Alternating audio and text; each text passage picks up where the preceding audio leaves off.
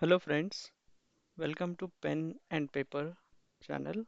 Here we explain important legal concept in simplest way using just pen and paper. So today we will understand the step-by-step court procedure in a check bounce case which is going to file under section 138 of the Negotiable Instrument Act. So friends, we will see the preconditions for filing the case under section 138 of Negotiable Instrument Act. Friends, to fulfill the first condition under section 138, the check need to present it to the bank within 3 months, the date which has been mentioned on the check. Friends, the second condition here is the check need to be dishonored by the bank.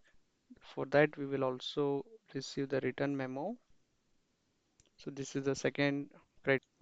The third important criteria under section 138 is you need to send the notice, that is the demand legal notice, within 30 days from the date when you have received the return memo. So the next important point under section 138 is once you are going to send the legal notice, you need to wait for 15 days, and in these 15 days you won't be receiving any payment. So the drawer is going to fail the to make the payment within 15 days once they are going to receive the legal notice. Friends, now we will see what are the steps or how to file the complaint. The first important point here is you need to file the case in the magistrate court where the payee's bank branch is located. So, in other words, where you are going to deposit the check and the payee is going to hold his account. So, that jurisdiction is the jurisdiction for filing the complaint under section 138 of the NI Act. So many cases where the accused has claimed that this is a wrong jurisdiction, again you need to go back, you need to again file or transfer your case from the wrong jurisdiction. So make sure that this valid point is covered in your case. So next we will see under filing complaint, what are the documents a complainant is required to produce while filing the case in the magistrate court. Friends, we will see the documents which are required while you are filling the complaint in magistrate court. So make sure to attach the original check which has been received from the bank. So this is very important document, and you need to also submit the original bank return memo. You can also make a color copy if you required for your reference, but you need to attach the original one here as well from the bank which you have received, and the legal notice which we have discussed in our previous video. So that legal notice you need to attach, that you have sent it to the correct address, to the pay name, including all the essential ingredients in the video what we have discussed. And lastly, you need to mm, also attach the proof of notice delivery. So in case you have sent the legal notice by registered post, make sure to keep the acknowledgement, and you need to attach in the court as well, so that that is the proof of notice delivery. So these are the very important and very crucial documents. Please make sure to ensure to retain all of them, and missing anyone will be again like weaken your case. Friends, now we will be seeing the court procedure. So the first court procedure is the cognizance by the magistrate. So magistrate is going to check the documents which you are going to provide or they attach along with your complaint, and they will also record your complainant's statement on oath. This is also called as sworn statement. So they are going to record the complainant statement, and based on that they will make sure that the offense is cognizance, and they will consider by the magistrate. So the next step the court is going to take, the magistrate is going to summon the accused, and the court is going to issue the summons to accused person to detailing all the facts of the case, and then they are going to issue the summons to the accused. So after serving the summons, So maybe after 3, 4 summons, or it will take some time, then the accused is going to appear before the court, and they will plead guilty in case for the facts what the complainant has mentioned on the statement, sworn statement, or they will claim for the trial.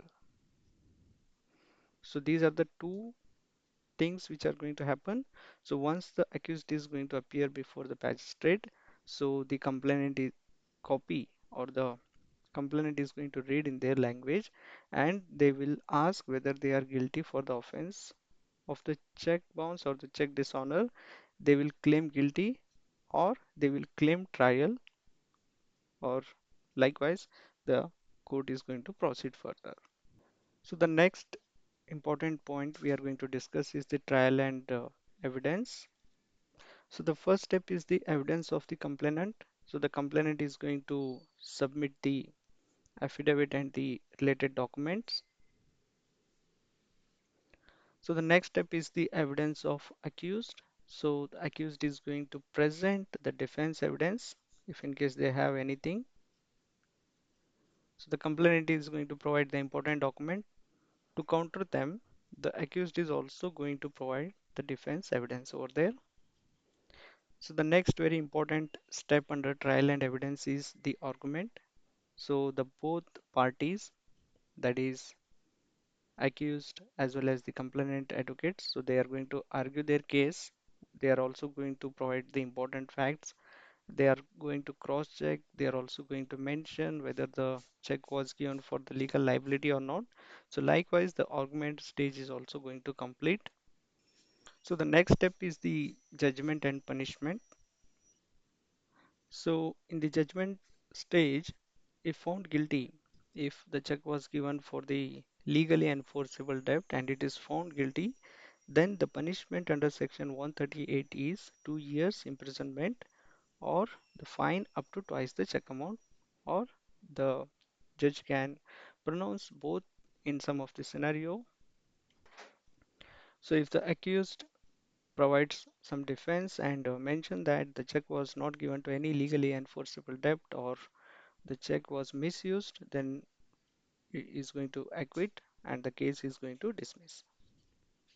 So the next stage, once the judgment is coming, like if it is found guilty, the accused will definitely go for the appeal.